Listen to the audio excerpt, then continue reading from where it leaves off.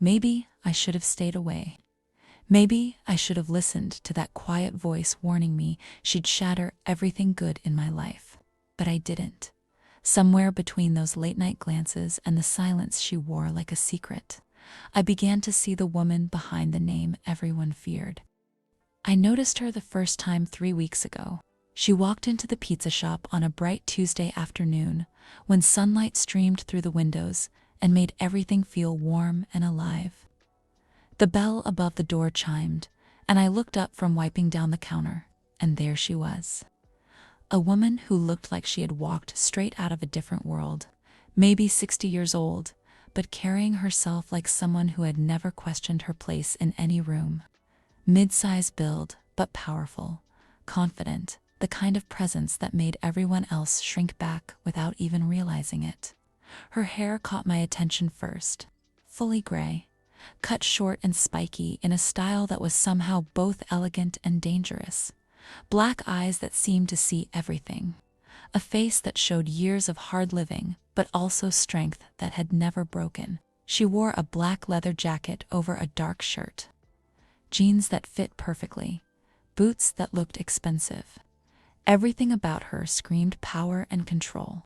She did not come to the counter, did not order anything, just walked past me and sat at a table near the back, away from everyone else, away from the windows, a table that gave her a perfect view of the entire shop, a perfect view of me. I went back to work and tried to ignore the feeling of eyes on me, but I could feel her watching, every movement I made, every customer I served. Every time I laughed at something my coworker said, she just sat there, still silent, watching. After an hour, she stood and walked out without saying a word, without ordering anything, just left like she had come only to observe. I thought it was strange, but I forgot about it by the end of my shift. Then she came back the next day. Same time, same table, same silent watching. And the day after that, and the day after that. For 3 weeks now, she had come to the pizza shop almost every single day, always alone, always sitting at that same table in the back, always watching me with those intense black eyes. It was starting to drive me crazy. Today was no different. I was taking an order from a family when the bell chimed, and I knew without looking that it was her, the gray-haired woman, the watcher. The one who made my skin prickle with awareness every time she walked through that door. I finished writing down the order and glanced toward the back. Sure enough, there she was, walking to her usual table, moving with that same controlled grace, that same quiet confidence. She sat down and her eyes found me immediately. I looked away quickly and felt my cheeks flush. I hated that she made me feel this way, uncomfortable, self-conscious, like I was being studied under a microscope. She's here again. My coworker, Maria, whispered beside me. I know, I said quietly. Don't you think it's weird? She never orders anything, just sits there staring at you. It's very weird, I agreed. Maybe you should tell the manager. And say what? There's a customer who sits quietly and doesn't bother anyone. I shook my head. She's not breaking any rules, but it's creepy. It was creepy, but it was also something else, something I could not quite name. The afternoon sun poured through the windows and made the whole shop glow with golden light. Families laughed. Friends shared pizza. Music played softly from the speakers, and she sat in the back watching me like I was the only person in the room.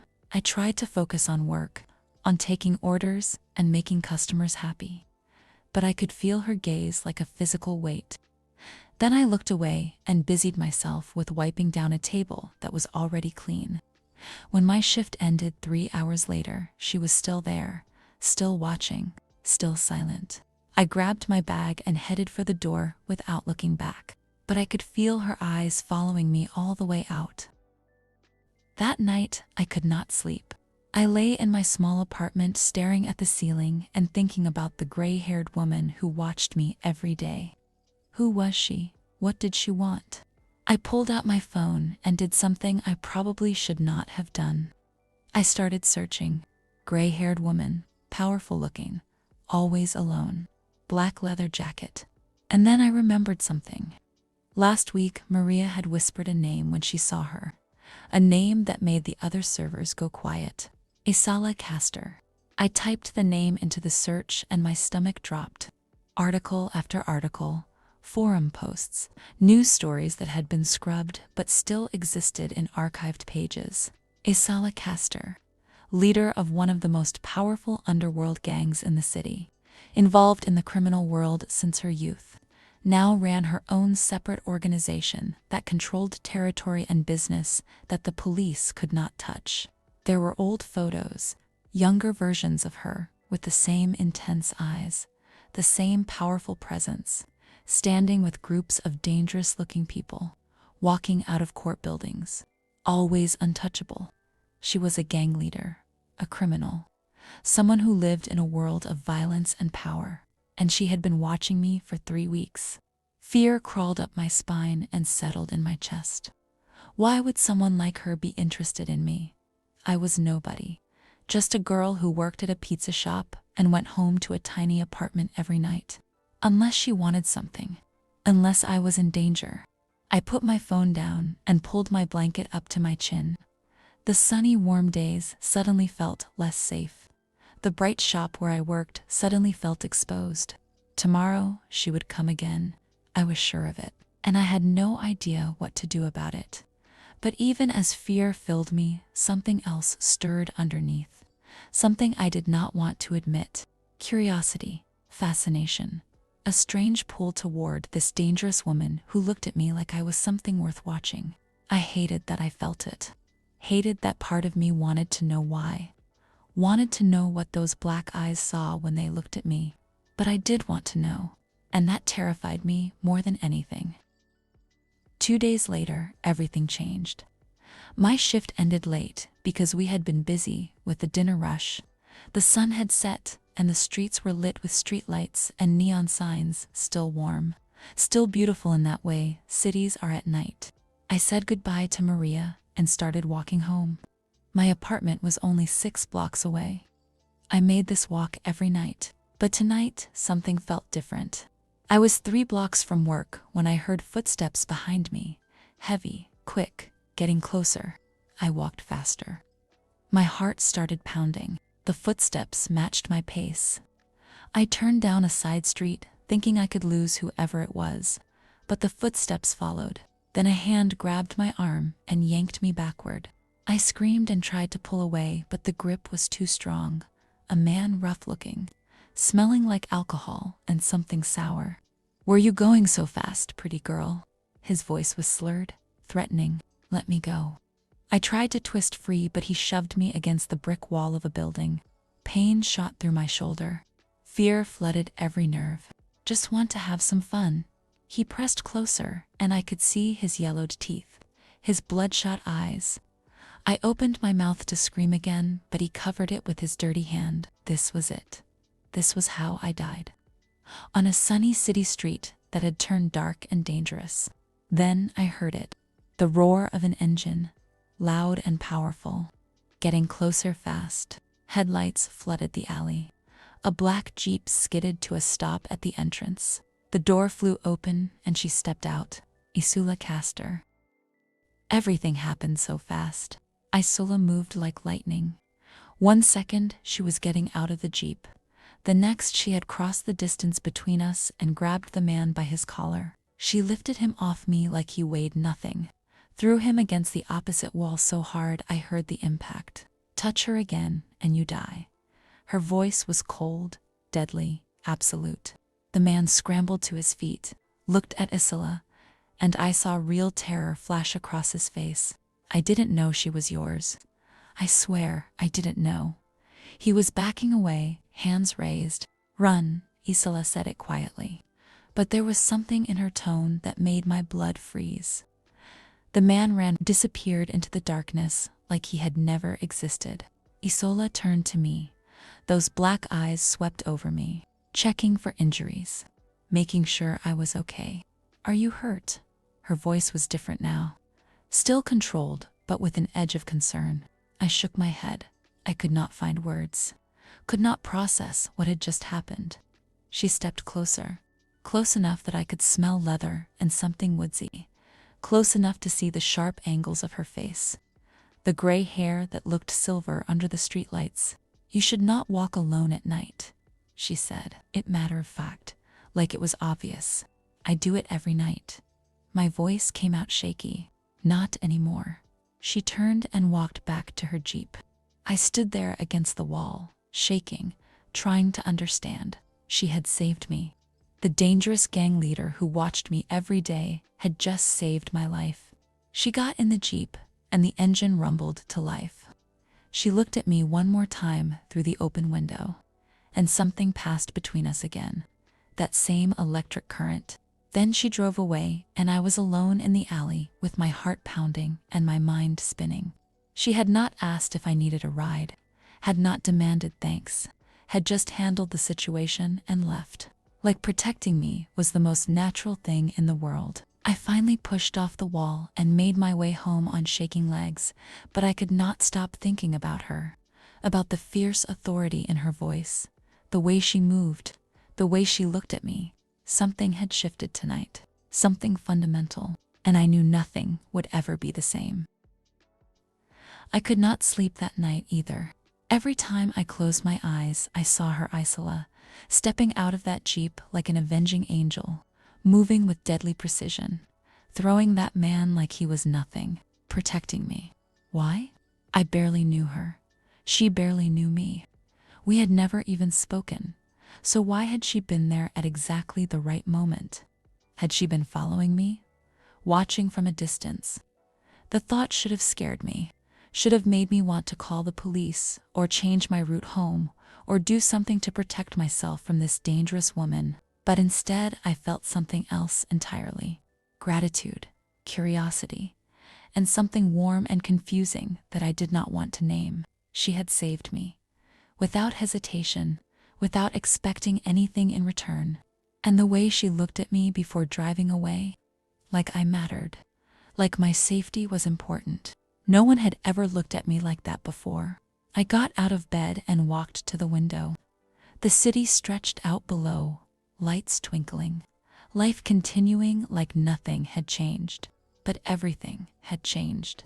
Tomorrow, when she came to the pizza shop, I would have to acknowledge her, would have to say something, thank her properly. Part of me wanted to know more about this fierce, gray-haired woman who saved innocent girls in alleys and ran criminal empires. Another part of me was terrified, because getting involved with someone like Isola Castor was dangerous, possibly deadly, but I could not stop thinking about her, about those black eyes and that controlled strength, and the way she made me feel seen, really, truly seen. I went back to bed and stared at the ceiling until dawn broke through my windows, and all I could think about was whether she would come to the shop today, whether I would finally hear her voice directed at me, whether this strange, dangerous fascination would turn into something I could not take back. The sun rose bright and warm. Another beautiful day, but I felt like I was standing on the edge of something dark and thrilling and completely unknown, and part of me wanted to jump. She did not come the next day. I worked my shift and kept glancing at the back table, expecting to see her there, but it stayed empty. The whole day felt wrong without her presence. I told myself I was being ridiculous, that I should be relieved, that having a gang leader obsessed with watching me was not something to miss. But I did miss it. I missed the weight of her gaze, the way she sat so still and focused, the strange safety I felt knowing she was there. The second day, she did not come either, and I started to worry. Was she okay? Had something happened to her? Did she think I did not want to see her after she saved me? Then, on the third day, the bell chimed and my heart jumped into my throat. She walked in, looking exactly the same. Black leather jacket, spiky gray hair, those intense black eyes. But this time, she did not go to her usual table. She walked straight to the counter, straight to me. I froze, my hand gripping the cloth I had been using to wipe down the espresso machine. She stopped on the other side of the counter, close enough that I had to look up to meet her eyes. And God, she was taller than I expected, more imposing up close. You did not thank me. Her voice was smooth, deep, with an edge of amusement. My mouth went dry. What? 2 nights ago, I saved you. You did not thank me. She said it casually, like we were discussing the weather. I was in shock. I managed, I know. A small smile tugged at the corner of her mouth. But I am here now, so you can thank me now. Thank you, I said quietly. You saved my life. Thank you. She studied me for a long moment, those black eyes taking in every detail of my face. You are welcome, she paused. My name is Isola. I know. The words slipped out before I could stop them. Her eyebrow raised, interested. Do you? People talk. I am sure they do. She leaned slightly against the counter. And what do they say? That you are dangerous, I said honestly. I am, she agreed, without hesitation. Does that frighten you? Yes. Good. That small smile again. Fear keeps you careful. Careful keeps you alive. She straightened, and I thought she was about to leave. But instead, she gestured to the menu board behind me. I think I will finally order something. What do you recommend, Lyra? My heart stopped. How do you know my name? Your name tag. She pointed to the small plastic badge pinned to my shirt. Oh, right, of course. The margarita pizza is good, I said weakly. Then I will have that. She pulled out cash and placed it on the counter. And your company when your shift ends. My eyes went wide. What? We should talk, she said simply. About why someone tried to hurt you. About how to keep you safe. About other things. Other things? Yes, her gaze held mine, steady, unwavering, other things. Then she walked to her usual table and sat down like she had not just turned my world upside down. I stood there staring after her, heart racing, mind spinning. She wanted to talk to me. She knew my name. She wanted my company. This was insane. This was dangerous. But God help me, I wanted it to. My shift ended at 6 o'clock. The whole afternoon I was distracted, making mistakes, giving customers the wrong change, dropping things. Maria kept giving me worried looks, but I could not explain what was happening, could not put into words the storm of emotions inside me. Isola sat at her table, ate her pizza slowly, watched me the entire time. When 6 o'clock finally came, I clocked out with shaking hands, took off my apron, grabbed my bag, and walked over to her table. She gestured to the empty seat across from her. Sit. It was not a request. It was a command. But somehow, I did not mind. I sat. Up close, she was even more striking. The gray hair caught the evening light coming through the windows. Her face was all sharp angles and strong lines, beautiful in a dangerous way. You are nervous, she observed. You are a gang leader, I said. Of course I am nervous. Fair, she leaned back in her chair. But I am not here to hurt you, Lyra. I am here to protect you. Why? Because you need protecting, she said simply. That is not an answer. It is the only answer you need right now. Her black eyes studied me. The man who attacked you was sent. My blood ran cold. Sent by who? Someone who wanted to send a message to me. They knew I had been watching you. They knew hurting you would get my attention. She said it calmly, but I could see anger simmering underneath. So this is your fault. I felt my own anger rising. I was attacked because of you. Yes, she did not deny it, did not make excuses. That is why I am going to fix it. How? By making sure everyone knows you are under my protection, that touching you means death. She leaned forward.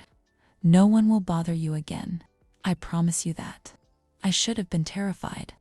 Should have told her I did not want her protection, did not want to be involved in her world.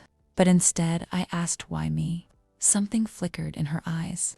Something vulnerable and raw that disappeared as quickly as it came. Because you are beautiful. She said it quietly. Matter of fact. And a girl as beautiful as you deserves proper protection. My breath caught. The way she said it. That way she looked at me like I was something precious. I do not need protection, I said weakly. Everyone needs protection, Lyra, especially people who think they do not. She stood. I will walk you home. Make sure you get there safely. You do not have to. I do. She waited for me to stand, and I will. Every day after your shift, until you are safe. Part of me wanted to argue, wanted to maintain my independence, wanted to push this dangerous woman away, but another part, a deeper part, wanted exactly what she was offering: safety, protection, her presence. So I stood, grabbed my bag, and let Isola Castor walk me home. The next week was strange and wonderful and terrifying all at once. Isola came to the pizza shop every day, just like before. But now she ordered food. Now she talked to me during my breaks. Now she walked me home every single night. And slowly, so slowly, I stopped being afraid. She was not what I expected. Yes, she was powerful. Yes, she was dangerous. Yes, she was involved in a world I knew nothing about. But she was also funny, smart, surprisingly gentle when she talked to me. She asked about my day, about my dreams, about what made me happy, and she actually listened. Really listened, like my answers mattered. Why did you become a gang leader? I asked one sunny afternoon during my break. We were sitting at her usual table, sharing a pizza. She was quiet for a moment. I did not have a choice. I grew up in that world. It was survive or die. I chose to survive. Do you like it? Like is not the right word. She took a sip of her drink. It is what I am good at. It is what I know. Could you leave it? Her black eyes met mine. Why do you ask? Just curious. I looked away. It seems like a hard life. It is, she agreed. But it is my life, and I do not run from hard things. The way she said it, with such conviction, such strength, made something in my chest tighten. I was starting to see her differently, not as the scary gang leader, but as a person. A complicated, fascinating person who had lived a hard life and come out stronger.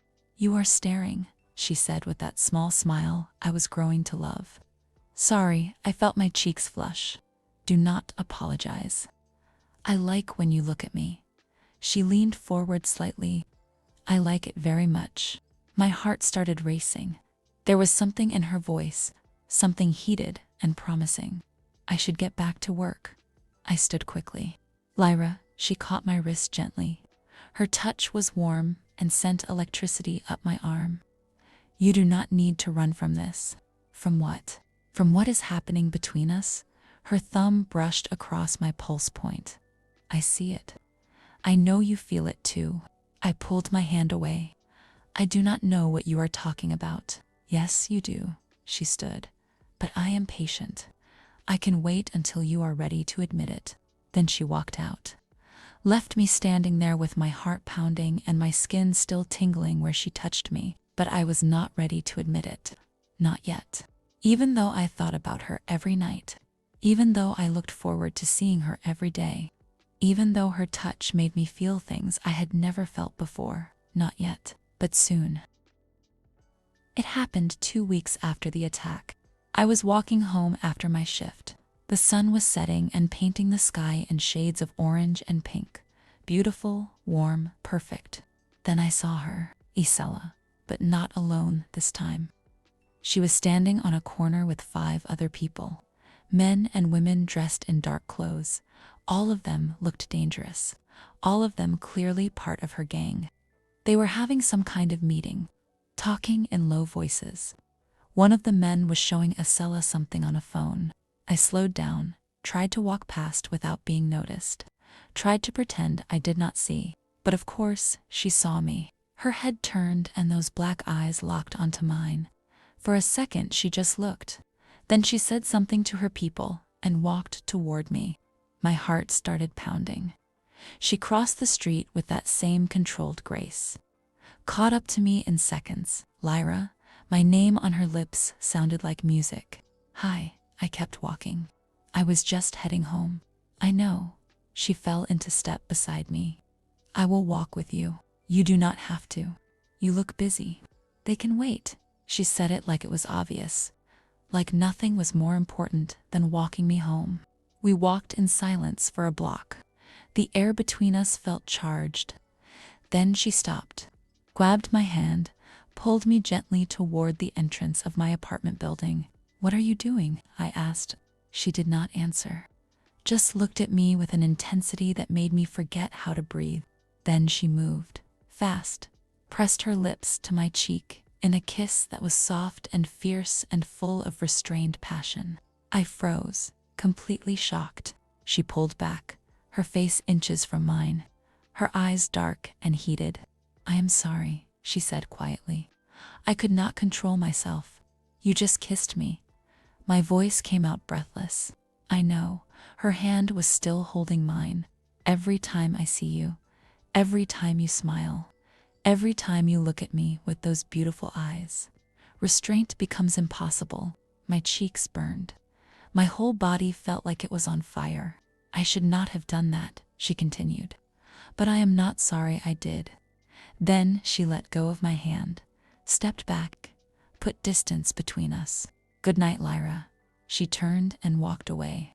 I stood there, hand pressed to my cheek where she had kissed me, heart racing so fast I thought it might explode. She had kissed me. Isola Castor had kissed me. And instead of being scared or angry or confused, I wanted her to do it again. I could not stop thinking about the kiss. It had been innocent, just her lips on my cheek, but it felt like so much more. It felt like a promise, like a beginning. The next day, when she came to the pizza shop, I could not look at her without blushing, could not talk to her without remembering the heat of her lips against my skin. She noticed, of course, that small smile playing at the corner of her mouth. "You are thinking about it," she said during my break. "About what?" I tried to play innocent. "The kiss." She leaned back in her chair. "You are thinking about how it felt, about whether I will do it again." "You are very confident," I said instead of denying it. "I am honest," she corrected. "I see the way you look at me now, Lyra. Something has changed." She was right. Something had changed. That kiss had broken something open inside me, made me admit what I had been denying. I was falling for her. This dangerous, powerful woman who watched me and protected me and looked at me like I was the most important person in the world. "What do you want from me?" I asked quietly. "Everything," she said it simply.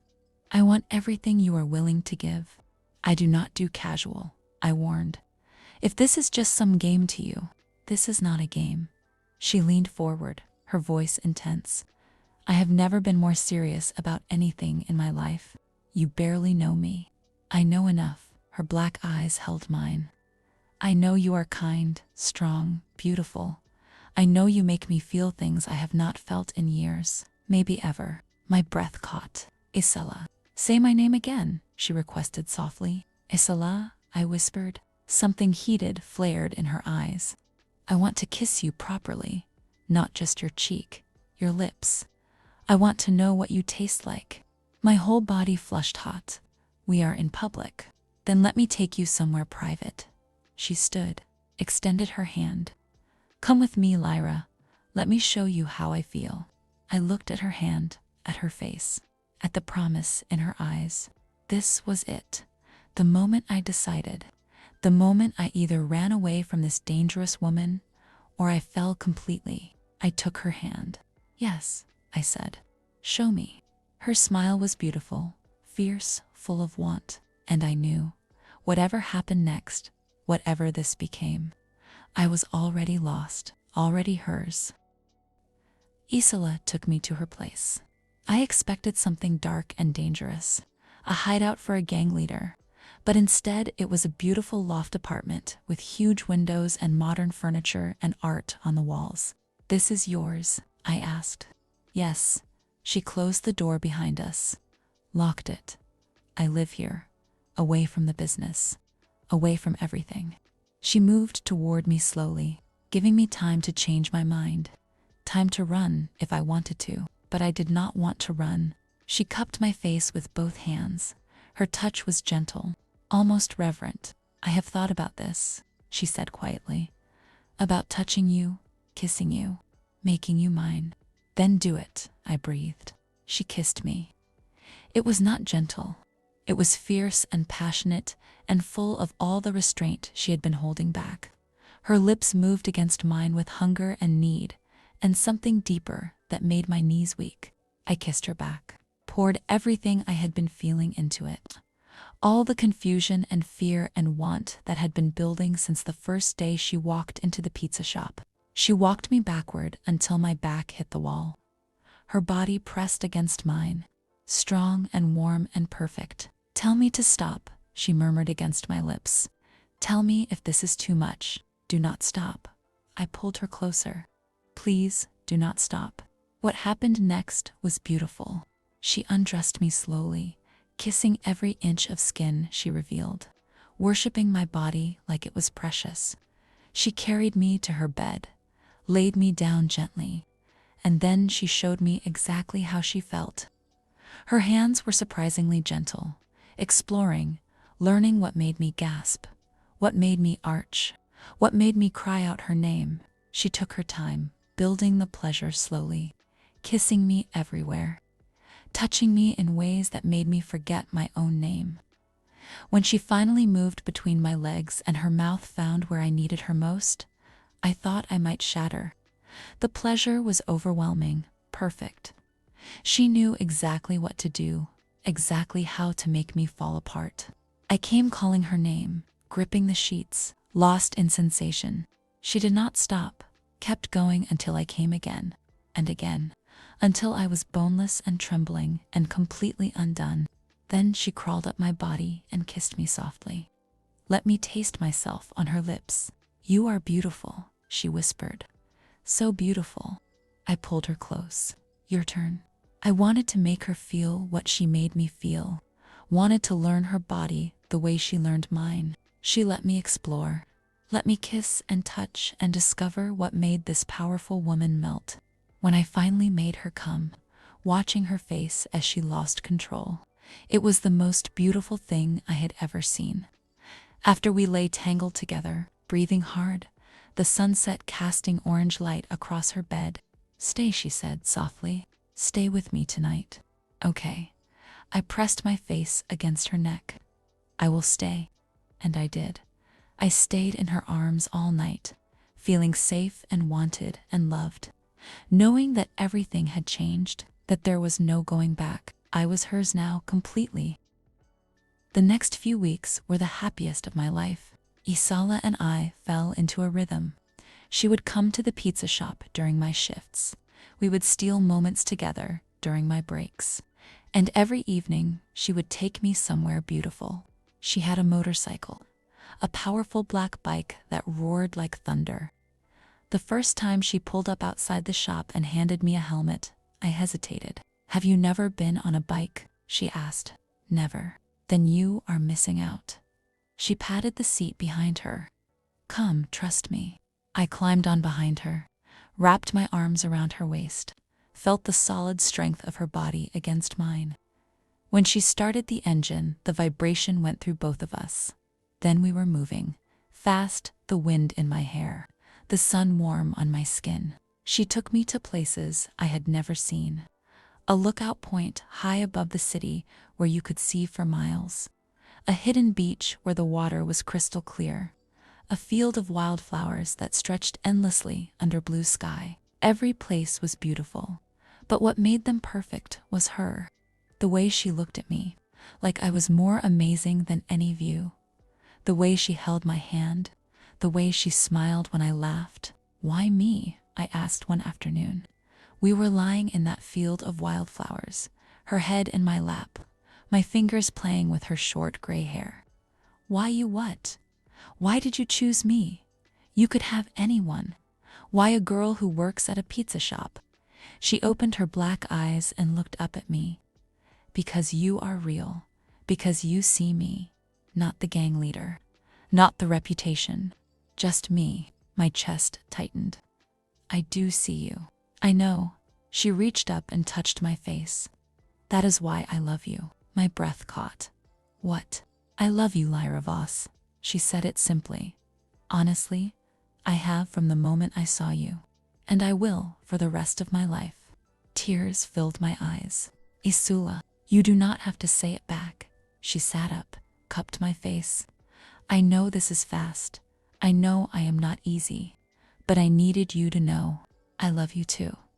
The words came out before I could stop them, but they were true. I love you so much, it scares me. She kissed me then, soft and sweet and full of promise. And I kissed her back, poured everything I felt into it. We made love there in that field, under the open sky, slow and tender and perfect, her body moving against mine, her hands gentle, her lips everywhere. After we lay tangled together, the sun warm on our skin, the flowers soft beneath us. This is perfect. Yes, she held me close. This is perfect. And for that moment it was. Nothing else existed. Just us and the sunshine and love. One wish I had known. I wish I had held on to that moment tighter, because soon everything would start to fall apart. Our physical connection was intense and consuming. Every night I stayed at her loft. Every night she would show me new ways to feel pleasure, new ways to connect. One evening she came home and I could see the tension in her shoulders. Something had happened with her gang. She would not tell me what, just said it was handled. Come here, I said, from where I sat on her couch. She came to me. Let me pull her down. Let me straddle her lap. Let me take care of you, I whispered against her lips. She nodded. Let me lead for once. Let me undress her slowly. Kiss her deeply. I made love to her with everything I had, used my hands and mouth to erase whatever stress she carried, brought her to the edge and back again until she was trembling beneath me. When she finally came, she gripped my hips hard enough to bruise, called my name like a prayer, and I felt powerful, felt needed. After I held her while she caught her breath, "How do you do that?" she asked. Do what? Make me forget everything else exists. She pulled me closer. When I am with you, nothing else matters. Not the dizziness, not the danger. Just you. Is that bad? It is dangerous, she admitted. Makes me weak. You are not weak. I kissed her shoulder. You are just loved. She smiled, that rare, beautiful smile. Yes, I am loved by you. And that makes everything worth it. We made love again, this time together, moving in perfect rhythm, building pleasure until we both shattered.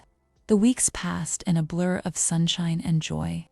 She took me on her motorcycle to new places, introduced me to the parts of the city I had never seen, showed me her world in careful doses. She never brought me near her gang activities, never put me in danger, but I could see the stress it caused her, keeping her two worlds separate. Tell me about your work, I said one night. No. Her answer was immediate, firm. Why not? Because I do not want that darkness to touch you. She turned to face me. You are the one pure good thing in my life, Lyra. Let me keep you separate. But I want to know you. All of you. You know the parts that matter, she insisted. The rest is just survival. It does not define me. I wanted to argue, wanted to push, but I could see the fear in her eyes, the need to protect me even from knowledge, so I let it go, for now. It started on a Tuesday. Isola came to the pizza shop like always. We ate lunch together during my break. She kissed me goodbye, said she would pick me up after my shift, but when 6 o'clock came, she was not there. I waited outside for 30 minutes, called her phone. No answer. Finally, I walked home alone, worried but trying not to panic. She did not call that night, or the next day, or the day after that. 3 days passed with no word, no text, no call, nothing. I was going crazy. Where was she? Was she hurt? Was she in trouble? I tried calling again and again, but her phone went straight to voicemail. On the 4th day, I was about to go to the police when she finally walked into the pizza shop. Relief flooded through me so intense I almost cried. But then I got a good look at her. There was a cut on her cheek, barely healed. Her knuckles were bruised. She moved slightly stiff, like her ribs hurt. "Where were you?" I demanded, as soon as my break started. I was terrified. "I had business." Her voice was flat. "For 4 days, without calling." I could not call, she would not look at me. It was complicated. "What happened to your face?" I reached for her, but she pulled back. "Nothing. I am fine." "You are not fine." "What kind of business leaves you beaten up?" "The kind I do." She finally met my eyes. "Drop it, Lyra." "No." I crossed my arms. "I deserve to know. If we are together, if you love me like you say you do, I deserve to know what you do when you disappear." "It is not that simple." "It is exactly that simple." My voice rose. "Tell me where you were." "I cannot." She stood. "And I will not.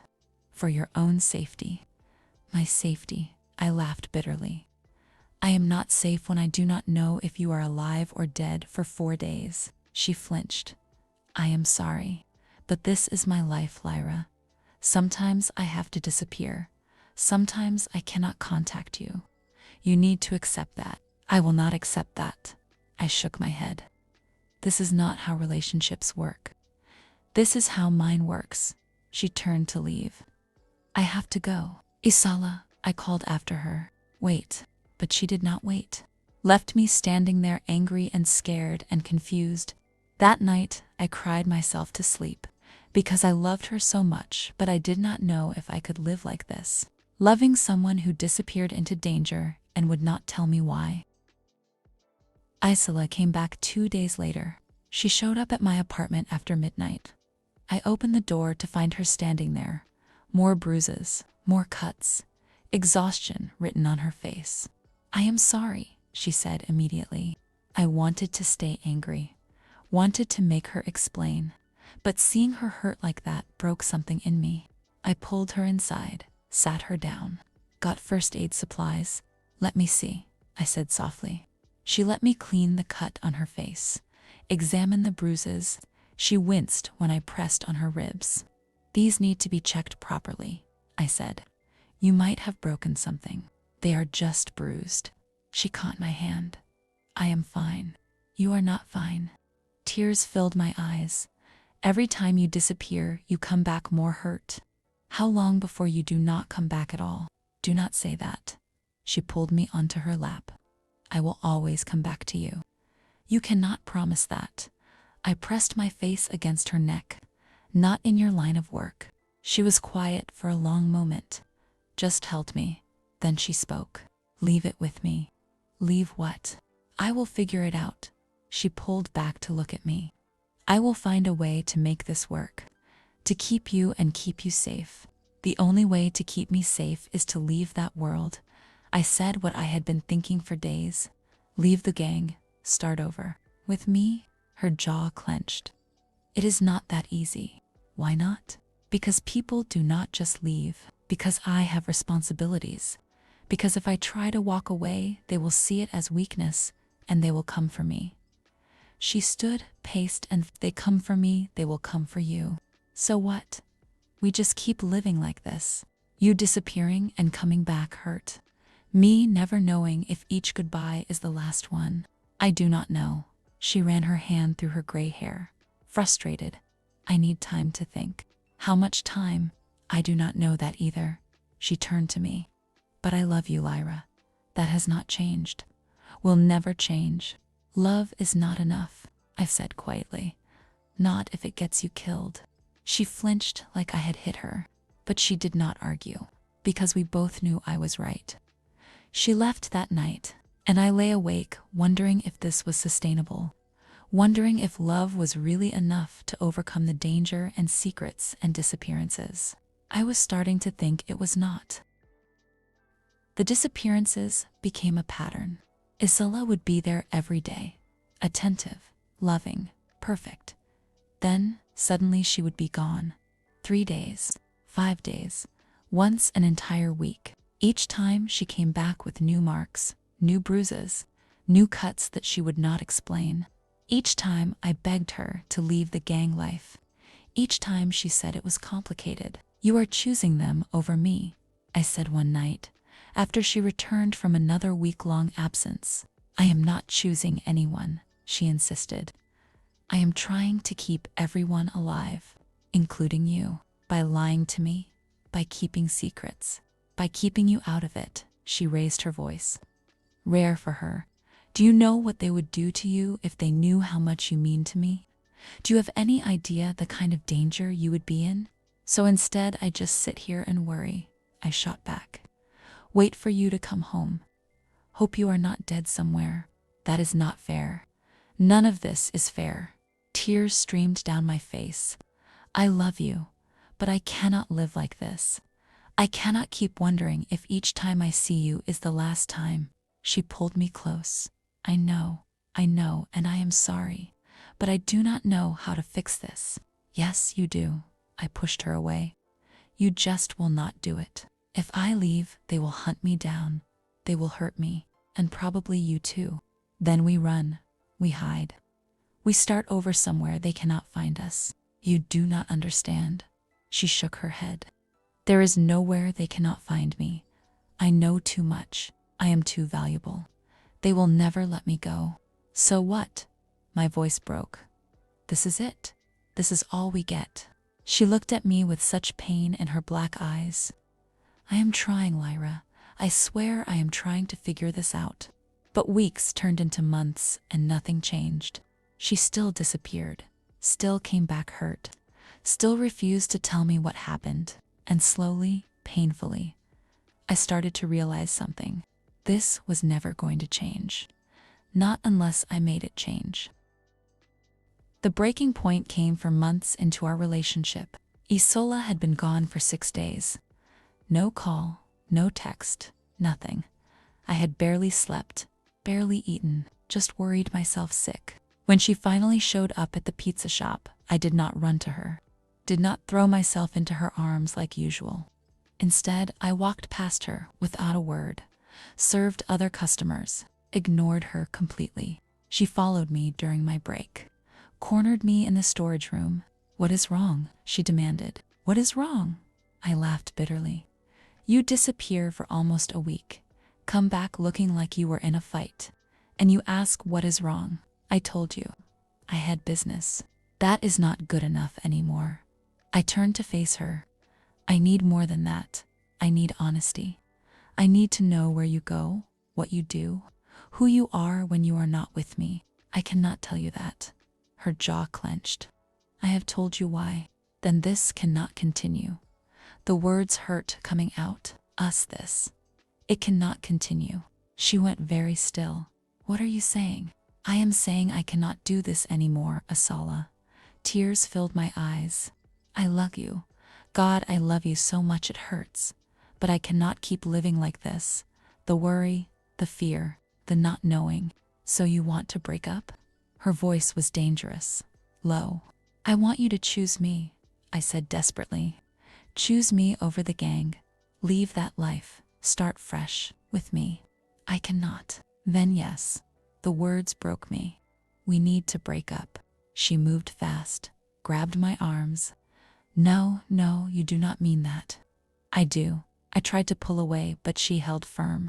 Not hurting, just desperate. "Lyra, please." Her voice cracked. "Do not do this. Do not leave me." "Then leave them," I begged. "Choose us. Choose a future where you do not disappear and come back bleeding." "It is not that simple." "It is exactly that simple." I finally pulled free. "You are either with me or you are with them. You cannot have both. That is not fair." Anger flashed in her black eyes. "You know it is not that easy. Life is not fair," I shot back. "But I refuse to spend the rest of mine wondering if the woman I love is dead in a ditch somewhere." She stared at me. Then she exploded. "You think I want this?" she yelled. First time I had ever heard her truly lose her temper. "You think I enjoy leaving you, worrying you, coming back hurt? I hate it. I hate every second of it." "Then stop," I yelled back. "Just stop. Walk away." "I cannot." She turned and put her fist through the storage room wall. The drywall caved. Her knuckles immediately started bleeding. "I cannot leave. They will hurt me. They will hurt you. Do you not understand that? Then we run. I was crying now. We leave the city. Leave the country. Go somewhere they will never find us. There is nowhere they will not find me. She turned back, blood dripping from her hand. I know their secrets. I know where the bodies are buried. Literally, they cannot let me walk away. So what? I threw my hands up. We just accept this. Live like this forever. I am trying to find a way out. She moved toward me. Please, Lyra, give me time. I will figure this out. How much time? I demanded. Because I cannot keep doing this. I cannot keep falling apart every time you disappear. I know. She reached for me. I know, and I am sorry. I let her pull me close, let her hold me while I cried, but something had broken between us. Something that I did not know if it could be fixed. I love you, she whispered into my hair. Please do not give up on me. But I was exhausted, emotionally, physically. I did not know how much more I could take. The next few weeks were hell. We kept fighting about her disappearances, about her refusal to tell me anything, about the future we did not seem to have. You are being unreasonable, Isola said after another argument. I am being unreasonable. I could not believe it. You vanish for days, refuse to explain, come back bleeding, and I am unreasonable for wanting answers. I am protecting you, she insisted. I do not want your protection, I yelled. I want your honesty. I want to be your partner, not someone you hide things from. You do not know what you are asking. I know exactly what I am asking. I got in her face. I am asking you to trust me, to let me in, to stop treating me like I am fragile. You are fragile, her temper flared. You do not know the things I have done, the people I have hurt. You live in sunshine. I live in darkness, and I will not let that darkness touch you. Too late, I laughed bitterly. It already has. Every time you leave, every time I worry myself sick, every time I see new bruises, the darkness is already here. She turned away, hands clenched into fists. I never should have approached you, she said quietly. Never should have brought you into my world. That hurt worse than anything. Is that what you think? It is what I know. She still would not look at me. You were happy before me, safe. Now you cry yourself to sleep, worrying about me. I love you. My voice broke. That is worth the worry. It should not be. She finally turned, and I saw real anguish in her eyes. You deserve better than this, better than me. Do not do that. I moved toward her. Do not push me away because you think you are protecting me. I am protecting you. She grabbed my shoulders. Can you not see that? Everything I do, every secret I keep, is to keep you safe. I do not feel safe, I shouted. I feel scared, all the time, because the woman I love is involved in things that could get her killed. Then leave me, she shouted back, losing that famous control. If you cannot handle my life, then leave. Walk away, be safe. Is that what you want? What I want does not matter. Her grip tightened. What matters is keeping you alive. I stared at her, at this powerful woman who was falling apart trying to protect me. And I made a decision.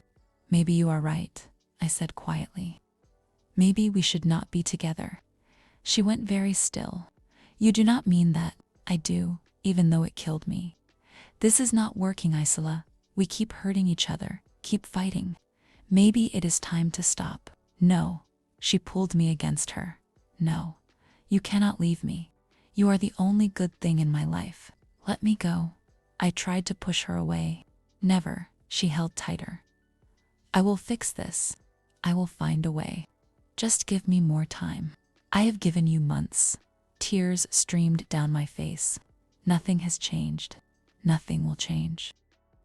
The final fight happened 2 weeks later. Isola had been gone for 9 days, longest yet. I had called hospitals, almost called the police, was going out of my mind. When she finally showed up at my apartment, I did not feel relief, just rage. Where the hell were you? I demanded as soon as I opened the door. I told you. Business. She walked past me into my apartment. 9 days, Isola. 9 days of no contact, no call, nothing. I slammed the door. I thought you were dead. I am not dead, she turned, and I saw she had been crying. Her eyes were red, swollen. What happened? My anger faltered. Nothing you need to worry about. She moved to my couch, sat down heavily. Stop saying that. I followed. Stop shutting me out. I am trying to protect you. I do not want your protection, I exploded. I want you, all of you, including the dark parts, including the gang, including everything you are trying to hide. You do not know what you are asking. She looked up at me. If you knew the things I have done, the people I have hurt, you would run. Try me. I sat beside her. Tell me. Let me decide. She was quiet for a long moment. Then she spoke. 3 weeks ago, someone betrayed us, gave information to a rival gang, information that got 2 of my people hurt. Her voice was flat, empty. I spent 9 days hunting down everyone involved, and when I found them, I made sure they could never betray anyone again. My blood ran cold. What does that mean? You know what it means, Lyra? She looked at me. I ended them. All of them. I stood, backed away. You hurt people. Yes. No hesitation. No remorse. I did what I had to do to protect my organization. Oh God. I pressed my hand to my mouth. I knew what she was. Knew she was dangerous. But hearing her say it so casually, this is why I do not tell you. She stood. This is why I keep my worlds separate. Because now you are looking at me like I am a monster. Are you? I whispered. She flinched like I had slapped her. Maybe, probably. But I am a monster who loves you, who would do anything to keep you safe. I cannot. I cannot be with someone who does that. I am the same person I was 10 minutes ago. Her voice rose. The same person you said you loved. Nothing has changed. Everything has changed. You hurt people, Isola. To protect my own, she moved toward me. In my world, it is hurt or be hurt. I chose to hurt so that you never have to. So that you can stay safe in your sunshine while I deal with the darkness. I never asked you to do that. You did not have to. She grabbed my arms. The moment I fell in love with you, I knew I would do whatever it took to keep you safe, even if it meant getting more blood on my hands. I pulled away. This is not okay. None of this is okay. Then leave. She threw her hands up. Leave if you cannot handle what I am, what I do. I will not beg you to stay if you think I am a monster.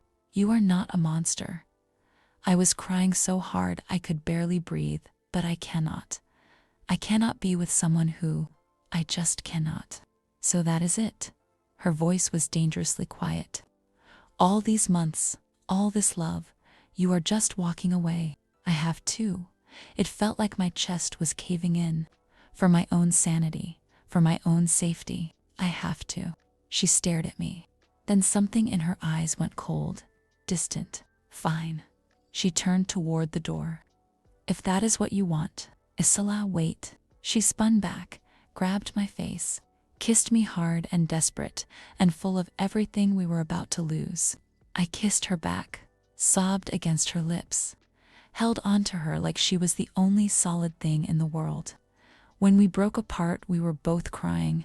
I love you. She pressed her forehead to mine. I will always love you.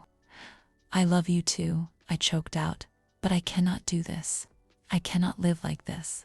I know, she pulled back, wiped her eyes. I know. Then she walked out, and I collapsed onto my floor and cried until I had nothing left. I made the decision that night.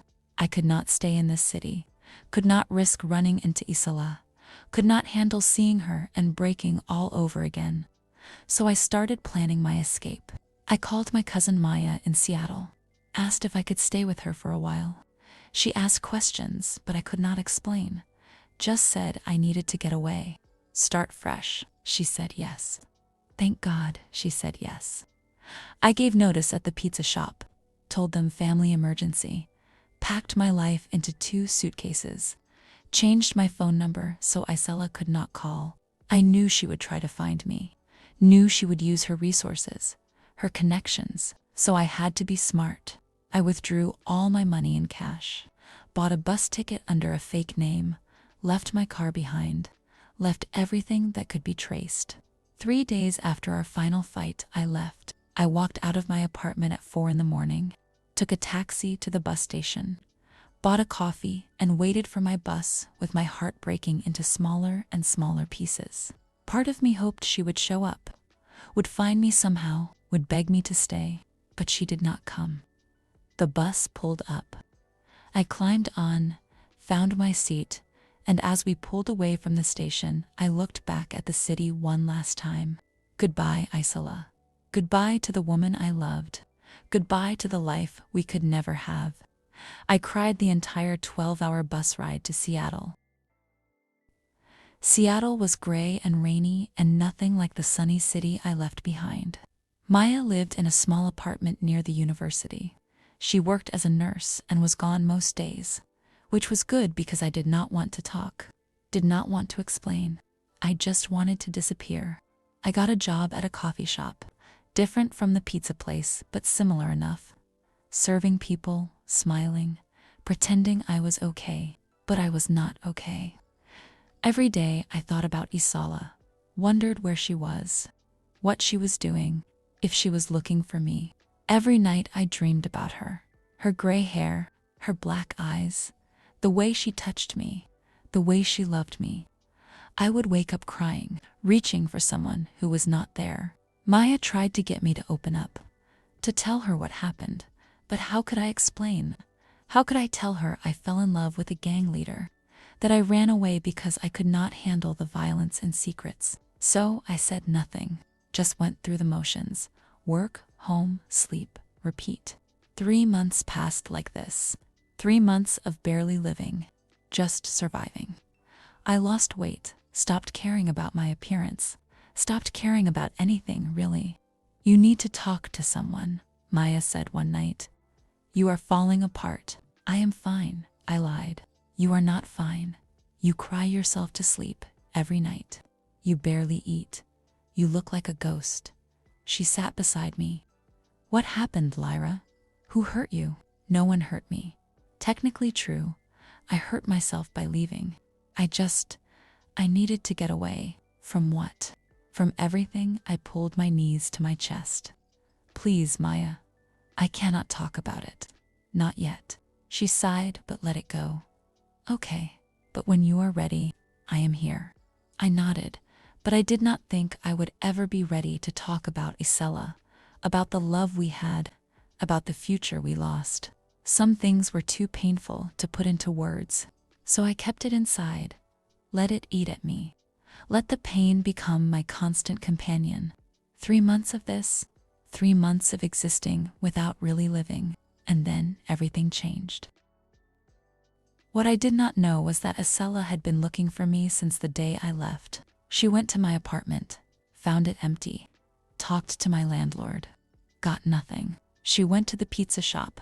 They told her I quit, gave no forwarding information. She tried my phone, disconnected number. She used every resource she had, every contact, every connection. But I had covered my tracks well, too well. For 3 months she searched, drove herself crazy trying to find me. Her gang noticed, said she was distracted, unfocused, dangerous. She did not care. Nothing mattered except finding me. She had her people check bus stations, train stations, airports. Finally found a grainy security video of me buying a bus ticket, but the destination was unclear. She checked with my job. They had emergency contact information. My cousin Maya, in Seattle. It took her 3 weeks to track down which Maya, which address, and when she finally found it, when she finally had a lead after 3 months of nothing, she got in her Jeep and drove 12 hours straight through the night.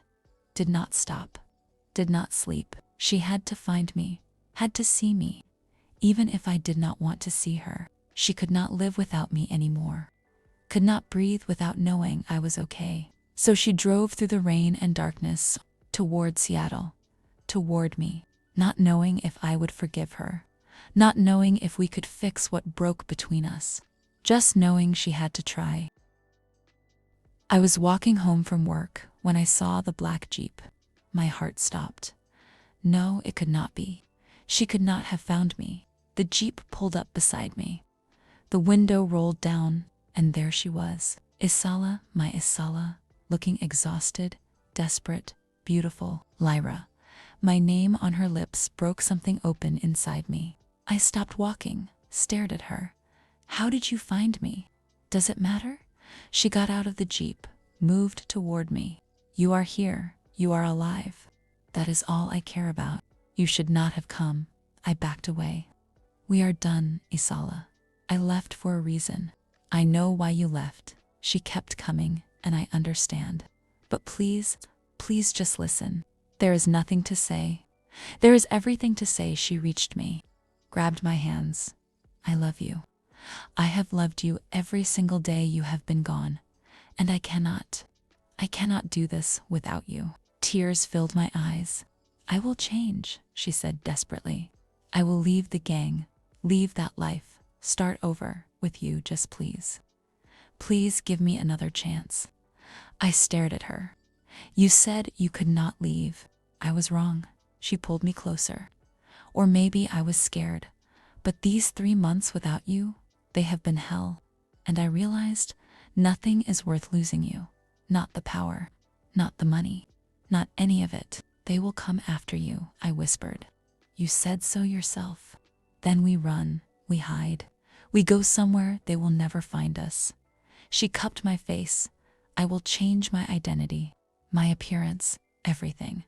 I will become someone new, someone who can be with you without bringing danger. Why? I was crying now. Why would you do that? Because I cannot be without you. She pressed her forehead to mine. Because you are my sunshine, my reason for everything.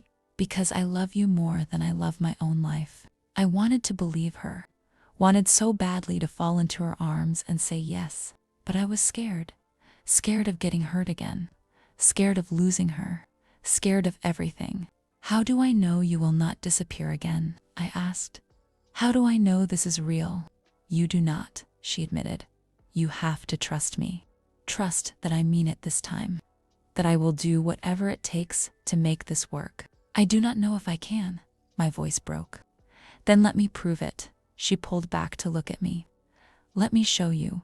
Give me one chance. If I fail, if I let you down, then I will walk away.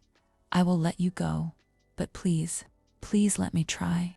I looked at her, really looked, and I saw truth in her black eyes, saw desperation and love and determination, and I realized I could not walk away either, could not live without her. These 3 months had proven that. Okay, I whispered. One chance. Relief flooded her face. She pulled me into her arms, held me so tight I could barely breathe. Thank you, she whispered into my hair. Thank you. I will not let you down. I promise. I held her back. Let myself believe. Let myself hope. Maybe we could do this. Maybe love was enough after all. We went back to Maya's apartment and I explained everything. Maya was shocked, scared for me. But when she saw how Isola looked at me, how desperately she held my hand, she softened. You really love her, Maya said to Isola. More than anything, Isola answered. I will protect her with my life. I will give up everything for her, whatever it takes. Maya looked at me. And you love her? Yes, I did not hesitate. I do.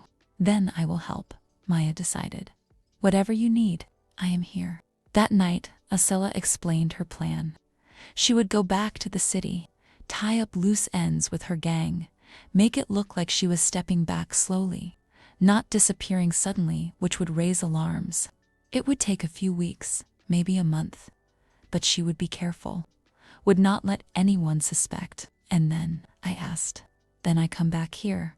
We get new identities, change our appearances, move somewhere far away. Australia maybe. Start completely over. Australia? I raised my eyebrows. You said your cousin there, right? She squeezed my hand. We could stay with them until we get on our feet. Build a new life. Away from everything. It sounded impossible. Like a fantasy. But I wanted it so badly. What about your gang? I asked. What will they do when they realize you are gone? They will look for me, she admitted. But I know how they think, how they search. I can stay ahead of them. Especially with a new identity. This is crazy, I said. I know, she smiled. That rare, beautiful smile. But crazy is better than living without you. We talked late into the night, making plans, figuring out details, and slowly the fear lifted. Slowly I started to believe this could work. Before Isola left to go back, she pulled me aside. I need you to trust me, she said seriously. These next few weeks, I will not be able to contact you much. Cannot risk them tracing calls. But I will come back. I promise I will come back. Okay, I nodded. I trust you. She kissed me then, deep and passionate and full of promise. I love you, Lyra Voss, and I will spend the rest of my life proving it. I love you too, Isola Castor. I kissed her back. Come back to me. Always, she promised. Then she left. And I had to trust that this time would be different. That this time she would keep her promise. The next month was agony. Isola texted me every few days. Short messages, just letting me know she was okay. That the plan was progressing. I went to work, came home, counted down the days until she would be free. Maya helped me research Australia, helped me figure out what we would need, how we would make it work. You are really doing this, she said one night. I am, I smiled. I am really doing this. You are brave, she hugged me. Or crazy, maybe both. Definitely both, I agreed. 3 weeks in, I got a longer message from Isola. Almost done, a few more things to tie up. Then I am yours forever. My heart soared. It was really happening. We were really going to do this. One more week, just one more week, and she would be free. I started packing, getting ready, making lists of everything we would need for Australia. Maya helped me get my passport renewed, helped me close my bank accounts, prepare to disappear. I am going to miss you, she said. I will miss you too. I hugged her tight. Thank you for everything. Just be happy, she pulled back. That is all I want for you. I will be, I promised. With her, I will be. The day Isola was supposed to arrive, I could barely sit still. Paced Maya's apartment. Checked my phone every 2 minutes. Then finally, a text. Outside? I ran to the window, and there she was, getting out of her Jeep, looking up at the building. But she looked different. Her gray hair was dyed black now, still short, but styled differently. She wore different clothes, moved differently, already becoming someone new. I ran downstairs, burst out the door, threw myself into her arms. She caught me, spun me around, kissed me hard. I did it, she said against my lips. I am free. You are really here. I was crying and laughing at the same time. I am really here. She set me down, cupped my face, and I am never leaving you again. Promise. I promise. Now let's go start our new life. The next few days were a blur. Isola had already arranged new identities for us. New passports, new social security numbers, everything we needed to disappear completely. Her name was now Isola Castor. Mine was Lyra Voss, close enough to our real names that we would not forget, different enough to be untraceable. She had cut her hair even shorter, dyed it black, changed her style completely. No more leather jackets, just normal clothes, normal appearance. She looked different, but her eyes were the same, those black eyes that saw right through me. Do you like it? She asked nervously. The new look. You are beautiful. I touched her face. No matter what you look like. She smiled, relieved. Good, because this is who I am now. Just Isola. Your Isola. No gang. No danger. Just us. We bought plane tickets to Sydney. Maya drove us to the airport. hugged us both goodbye. Take care of each other, she said. We will, I promised. And visit sometime, she added. When it is safe. We will, Isola agreed. Thank you for helping her, for helping us. Maya smiled. Just make her happy. That is the plan. Isola pulled me close. For the rest of my life. On the plane, I held Isola's hand the entire flight. 15 hours to Sydney. 15 hours of anticipation and excitement and hope. Are you scared? She asked. A little, I admitted. This is a big change. I know, she kissed my knuckles. But we are doing it together. That makes all the difference. What if they find us? They will not, she said confidently. I covered my tracks perfectly, changed everything. We are ghosts now, free to live however we want. I leaned against her shoulder. I love you, Isola Castor. She smiled at the new name. I love you too, Lyra Voss. We slept for most of the flight. When we woke, we were descending into Sydney. The sun was rising, painting the city gold. A new city, a new life, a new us. We collected our bags, went through customs with our new identities. No questions, no questions. And then we were in Australia, really here, really starting over. My cousin James met us at the airport. Maya had called ahead, explained the situation vaguely. He did not ask questions, just hugged me and welcomed us. You can stay as long as you need, he said. I have a spare room. Thank you. I was so grateful. We will find our own place soon. No rush, he smiled.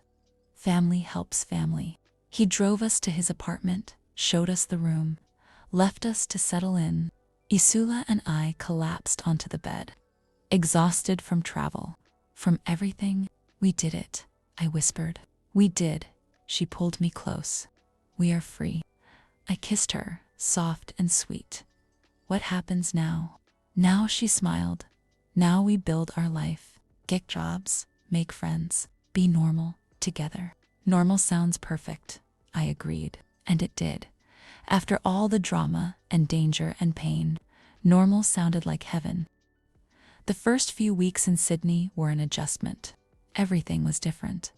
The accents, the culture, the way people lived. But it was also exciting, a fresh start, clean slate. Isola and I found jobs. She worked construction. I worked at a bakery. Nothing glamorous, just honest work. And we loved it. We saved money, looked at apartments. And after a month, we found a small place near the beach. 1 bedroom, tiny kitchen, but it was ours. We moved in with secondhand furniture and big smiles. Spent the first night on our mattress on the floor, eating takeout and laughing. This is perfect, I said, looking around our empty apartment. You think so? Isola kissed my temple. It is kind of a dump. It is our dump, I corrected. That makes it perfect. She laughed. That beautiful sound I loved so much. You are right. It is perfect. We slowly made the apartment a home. Bought furniture, hung pictures, painted the walls bright colors. Isola was different here. Lighter. She smiled more, laughed more. The weight she carried for so long was gone. You seem happy, I said one morning. We were having coffee on our tiny balcony overlooking the street. I am happy. She looked at me. For the first time in my life, I am truly happy. No regrets, I asked. About leaving everything, not one. She took my hand. You are everything, Lyra. You are my whole world. Tears filled my eyes. You are mine too. We spent our days working, our evenings at the beach, our nights tangled together in our small bed. Life was simple, beautiful, everything I ever wanted. 3 months in Australia, and I could not imagine ever leaving.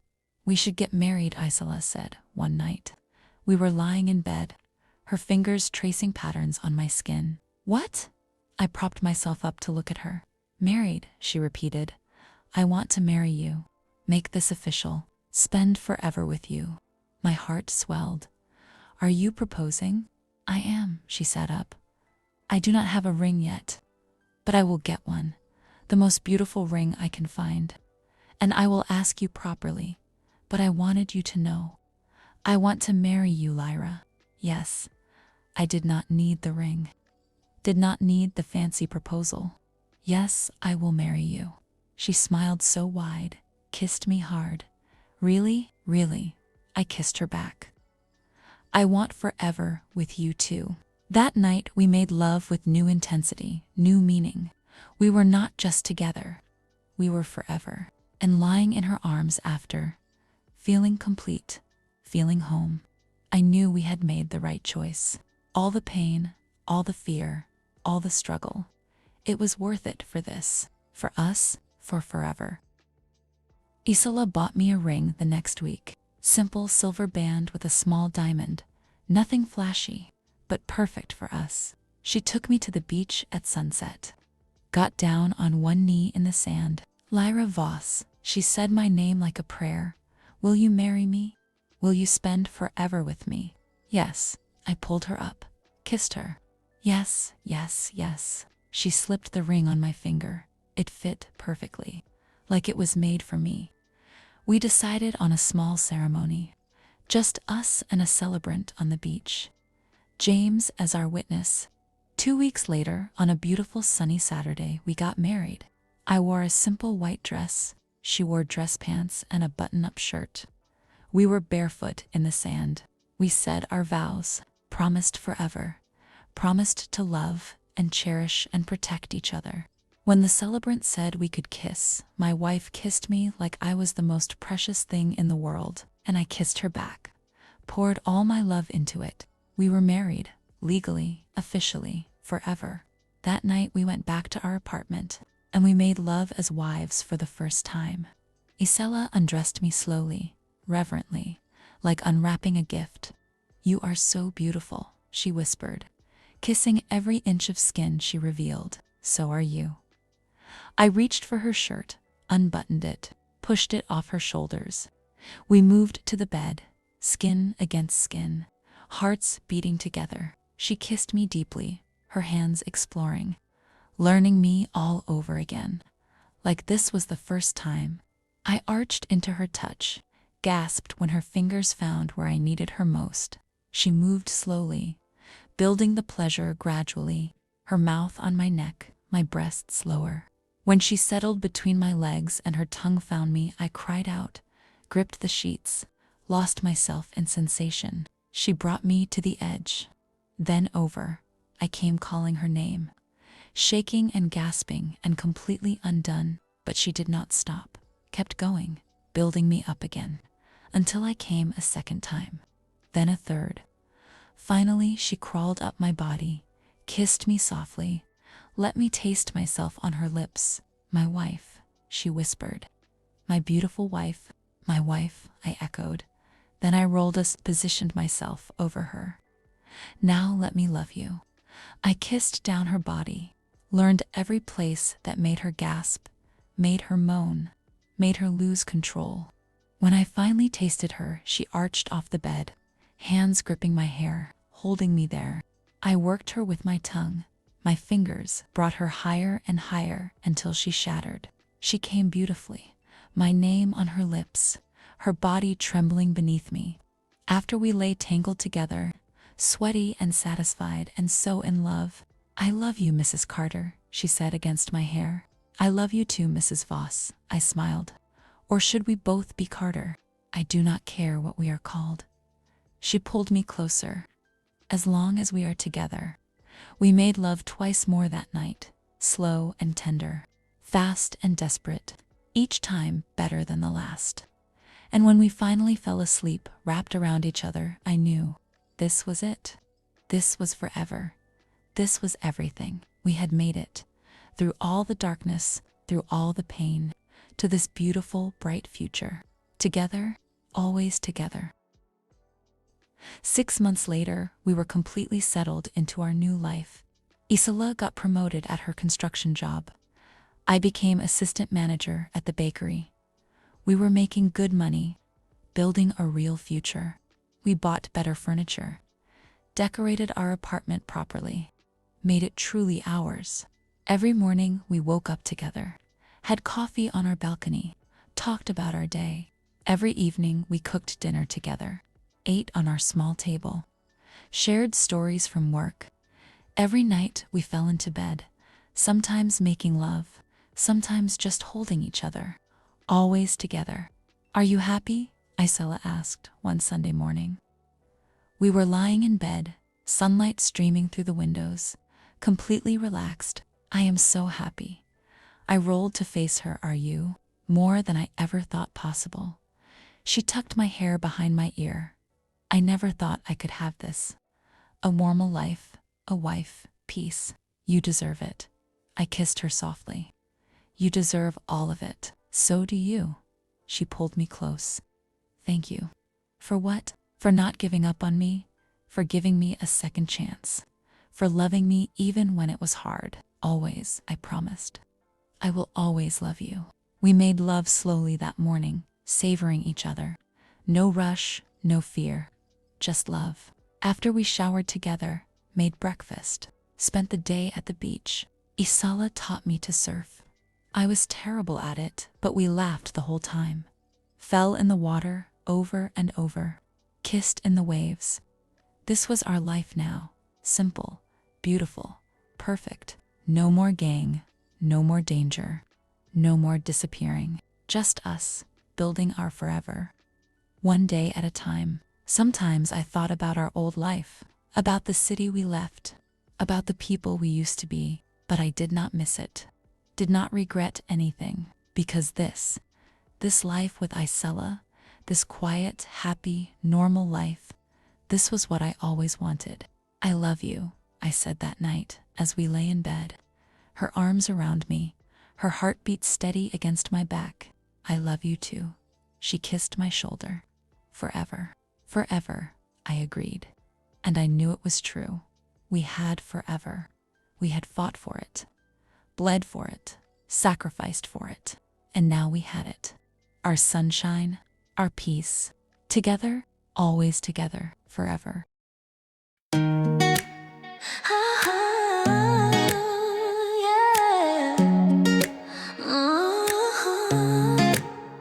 I feel you in my lungs like summer air. You move like a secret I can't share. Every breath you take pulls me in close. You're the quiet high I need the most. Maybe I'm lost, maybe I'm fine. You're the only truth that feels like mine. You got me burning slow, like a fire I don't wanna let go. Every touch is taking control. You got me burning, burning slow. I don't wanna fight this heat. Let the whole damn world see.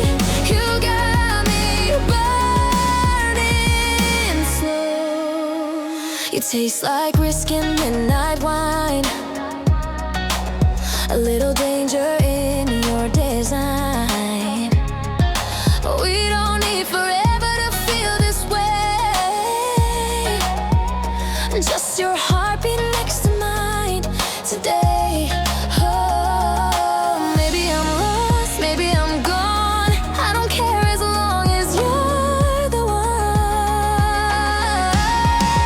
You got me burning slow, like a flame I never wanna outgrow. Every move you're taking control. You got me burning, burning slow. I don't need to ask, I know you're the fire I won't let go. You got me burning slow. And when the world fades into gold, we're the story no one's told. I'd fall again, I'd risk it all, just to hear you say my name. You got me burning slow. Let the night decide where we go. Every touch makes shadows glow. You got me burning, burning slow. Don't stop, don't let me go. Keep this fire in my soul. You got me burning slow.